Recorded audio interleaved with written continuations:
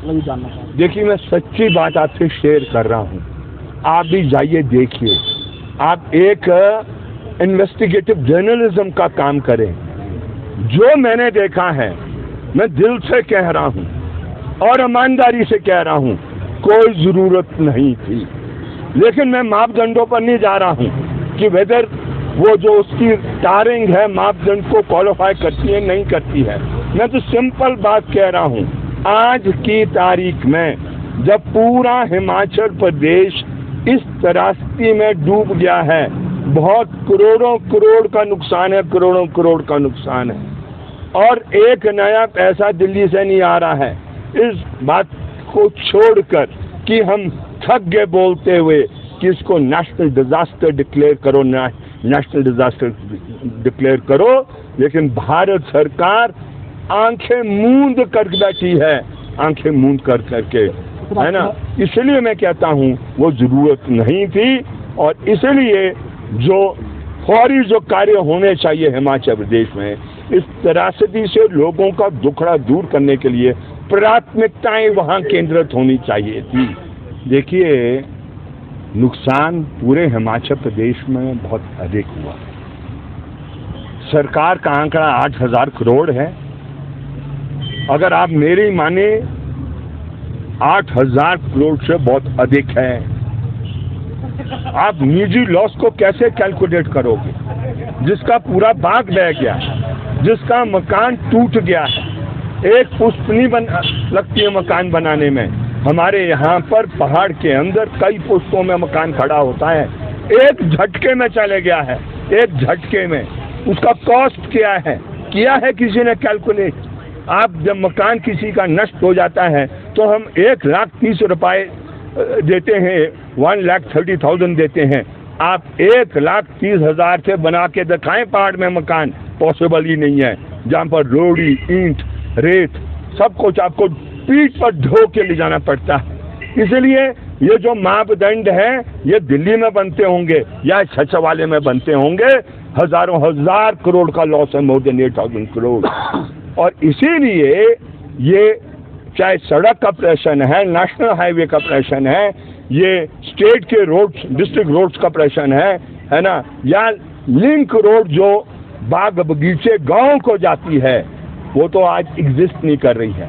इसलिए समय लगेगा, लेकिन एक बात को अप्रिशिएट करना है। देखो, मैं बैलेंस बात कहता हूँ, और उस बैलेंस बात में मुझे आज क्रेडिट देना है।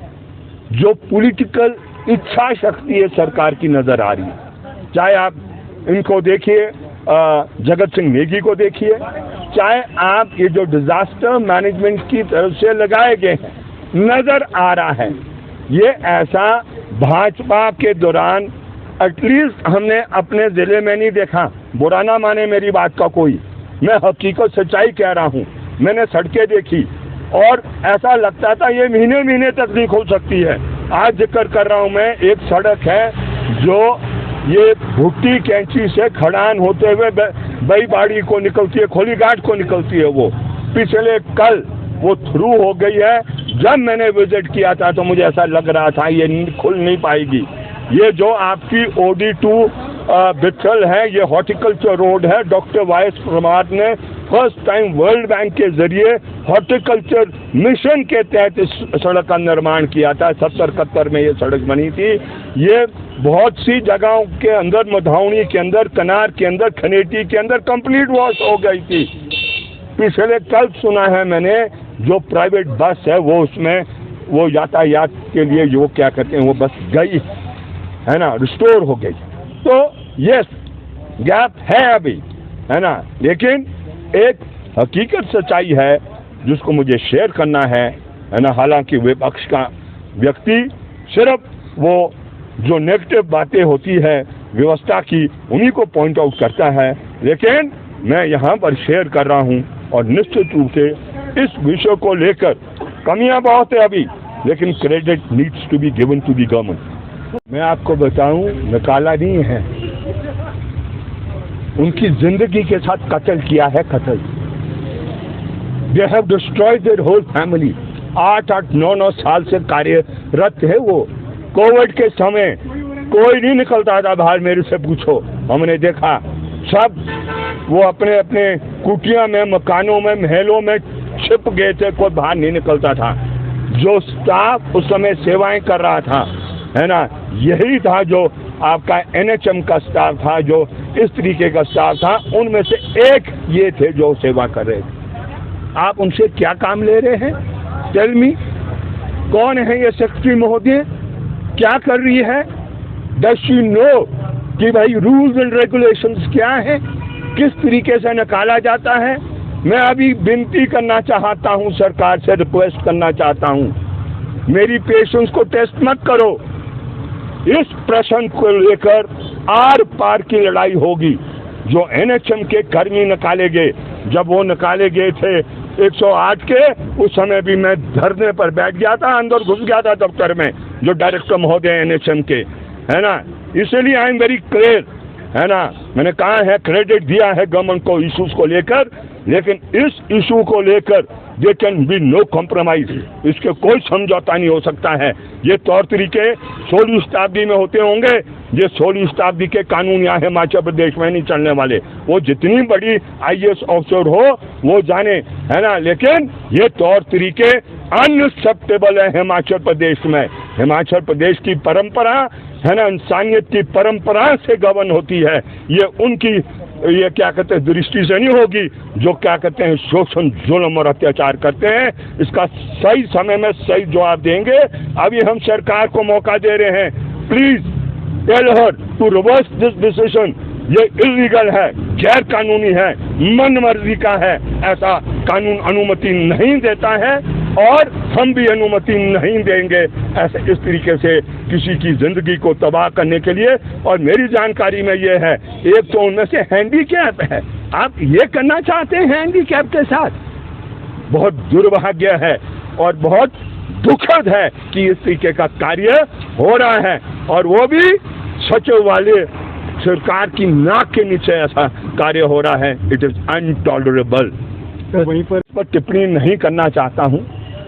मैं माननीय मुख्यमंत्री महोदय से एक दफा अपनी दिल की बात शेयर करना चाहता हूं, और उसी के बाद मैं इस पर टिप्पणी करूंगा। इस समय मैं आपसे माफी मांगता हूं, मैं आपसे क्षमा मांगता हूं, और जो मुझे देख रहे हैं उनसे भी मैं मांगना चाहता हूं माफी।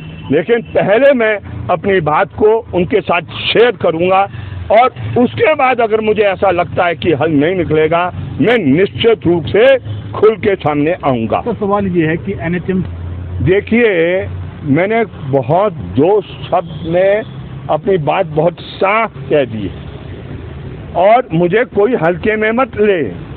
मैं आपको बता दूं, हम उन लोगों से भी भिड़े हैं जो हिमाचल प्रदेश में जिनको शक्तिशाली माना जाता था।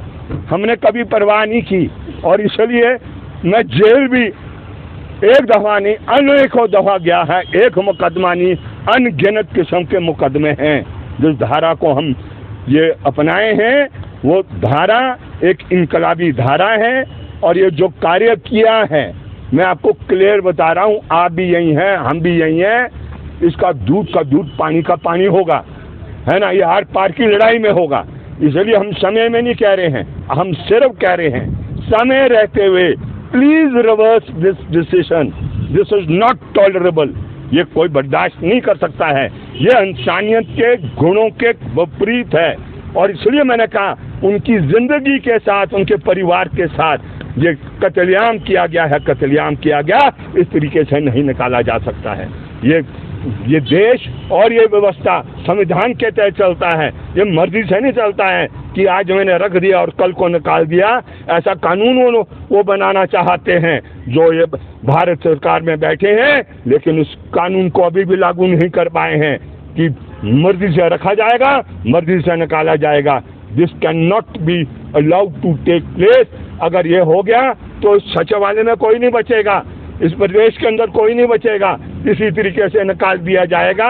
इसलिए everything has to work within a framework of law, है ना, रूल्स रेगुलेशन के आधार पर ये करना है। और ऐसे भी कानून बना दोगे तो ये कानून नहीं चलने वाले हैं, विरोध होगा, और विद्रोह, सिर्फ विरोध नहीं होगा, विद्रोह की तरफ वो तब्दील होगा। इनका तो एक सवाल ये इस मामले को लेकर बहुत क्लियर है, बहुत क्लियर। मैं सेब उत्पादक संघ में काम करता हूँ और ये मैं क्लियर कर देना चाहता हूँ आड़ती भाइयों को, लदानियों को, हम इस प्रश्न को लेकर आज से नहीं, मैं तो उस परिवार से संबंध रखता हूँ, गोपीचंद सिंघा, कांग्रेस पार्टी बनी बाद में, सेब लाया उन्होंने पहले, 1885 में कांग्रेस बनी, सेब लाया उन्होंने 1884 में, 1 साल पहले कांग्रेस पार्टी के बनने से, है ना। स्टोक साहब ने लाया अमेरिका से, ये वाला सेब आया इंग्लैंड से। तो इस प्रश्न को लेकर कोई भी हमें चैलेंज नहीं कर सकता है। ये मंडियों के अंदर जो कर रहे हैं ये लूट घसूट जुल्म अत्याचार हो रहा है और इसलिए देर स्वेर ऑल्टरनेटिव मार्केटिंग के मेथड डेवलप होंगे। इनको हम कह रहे हैं मेहरबानी कर जो कानून है, कानून को आपको अक्षर लागू करना है, लेकिन अभी भी आप उस कानून की धज्जियां उड़ा रहे हैं और इसलिए सेब उत्पादक संघ ने पिछले कल तय कर दिया कि यहाँ आएंगे एपीएमसी के पास, ये ढली के अंदर, और 23 तारीख उसके लिए निर्धारित की है और हमने अपील की है और दूसरे